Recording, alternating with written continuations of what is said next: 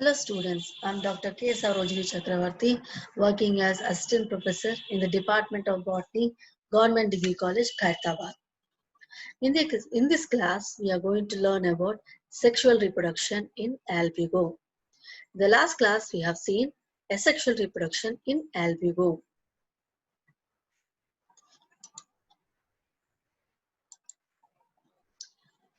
Sexual reproduction in albigo is oogamous. What is oogamous?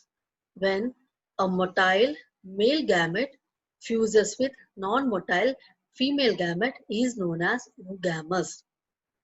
The male sex organ of albigo is known as antheridium and the female sex organ is oogonium. Both the sex organs they develop side by side at the end of the growing season. Now we learn about antheridium. Antheridium is an elongated and club-shaped structure. It is multinucleate, consisting of 6 to 12 nuclei, but only one nucleus it remains functional at the time of fertilization. It is paragynous, means it develops beside oogonium and laterally attached to the oogonium. It is separated by a cross wall from the rest of the male hyphae. Now we will learn about oogonium. Oogonium is a spherical and multinucleated structure. All the nuclei are evenly distributed throughout the cytoplasm. As the oogonium reaches its maturity, the contents of the cytoplasm it gets organized into two layers, an outer peripheral region of periplasm and the inner dense central region of ooplasm or oosphere or the egg. The ooplasm and periplasm are separated by a plasma membrane. Next is fertilization. During fertilization, three events it takes place in a sequential manner. First is plasmogamy, second is karyogamy, and the last is meiosis. So what is plasmogamy? Plasmo means protoplasm, gamy means fusion. So the fusion of protoplasm of male and female is known as plasmogamy. And in fungus, plasmogamy takes place in different modes. In albugo, the type of plasmogamy is gametangial contact. What is gametangial contact? So here what happens, the female sex organ, oogonium, it develops a papilla like outgrowth near the point of contact with the antheridium. This papilla like outgrowth is known as receptive papilla, means from where it receives the fertilization tube. Okay, so here what happens, antheridium, the male sex organ, it develops a fertilization tube near the point of contact with the oogonium. So this fertilization tube, it penetrates to receptive papilla of oogonium, it penetrates to oogonial wall and from into the periplasm and finally it reaches the ooplasm or egg.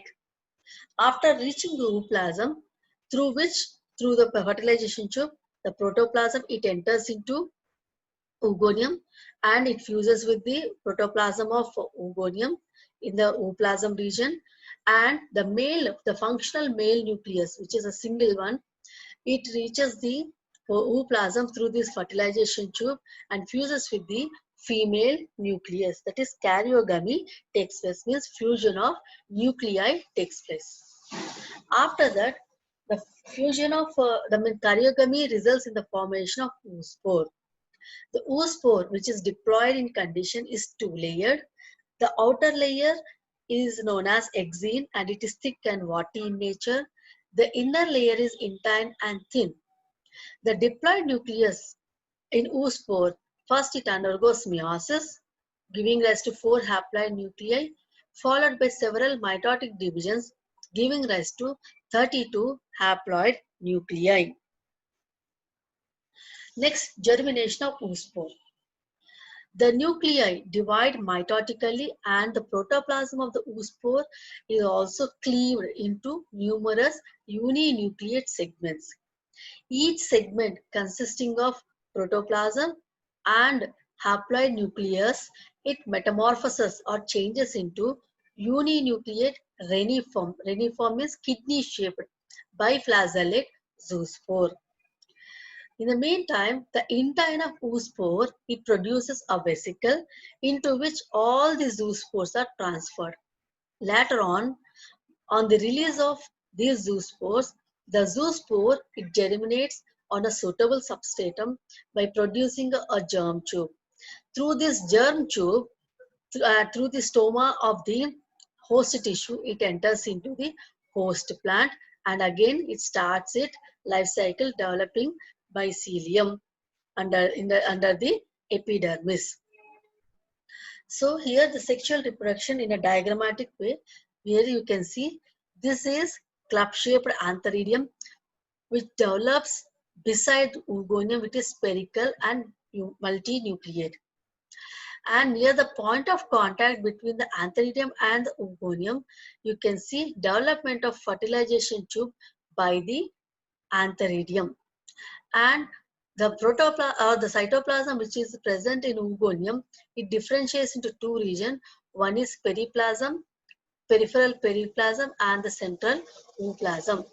The central ooplasm has a single egg, and though antheridium is multinucleate, only a single functional nucleus it enters into ooplasm or the oogonium of ooplasm. So after entering it, first plasmogamy takes place, fusion of protoplasm, then fusion of nuclei takes place, results in the formation of oospore, okay, or oosphere. This oosphere is two-layered, and outer layer is exine, it is thick and watery, and inner layer is thin, and it is known as intine. And this intine layer, it produces a vesicle. So this is the vesicle produced by the intine layer. And what happens? First, the diploid nucleus, it undergoes meiosis, giving rise to 4 haploid nuclei, and undergoes many mitotic divisions resulting in 32 haploid nuclei. So each haploid nuclei along with the protoplasm, it changes into reniform, that is kidney-shaped uninucleate biflagellated zoospore. Here the zoospore is known as zoomeiospore. So why it is known as zoomeiospore? Because after meiosis, after undergoing meiosis, the zoospores are formed. That's why it is known as zoomeiospore. After liberation from the vesicle, the zoomeiospores, they, as they have flagella, they swim for a while, and then they withdraw the flagella, they form a cyst, and after that, when it falls on a suitable substratum through a germ tube, again it starts its life cycle. This is sexual reproduction. Now we'll see the life cycle of albugo. So this is the life cycle of albugo. This is, here you can see a sexual reproduction, and this is sexual reproduction. Sexual reproduction in the life cycle of albugo is haplontic. Why it is haplontic? Because throughout the life cycle it is in haploid stage. After karyogamy, you can see formation of oospore. This oospore is diploid in condition. That's why majority of the life cycle is in haploid, and diploid stage is restricted to oospore. That's why the life cycle is haplontic. So male and female sex organs, okay, they fuse here, karyogamy, plasmogamy, karyogamy takes place, fertilization, formation of oospore, first meiosis followed by mitosis and formation of zoomeiospores. Next, after liberation from vesicle, zoomeiospores, they rest for a while and they germinate through a germ tube. Again, the life cycle continues by forming mycelium, dense mycelium under lower epidermis of the host plant. So this is regarding sexual reproduction and life cycle of albugo, and we'll continue with another plant fungal diseases the next class.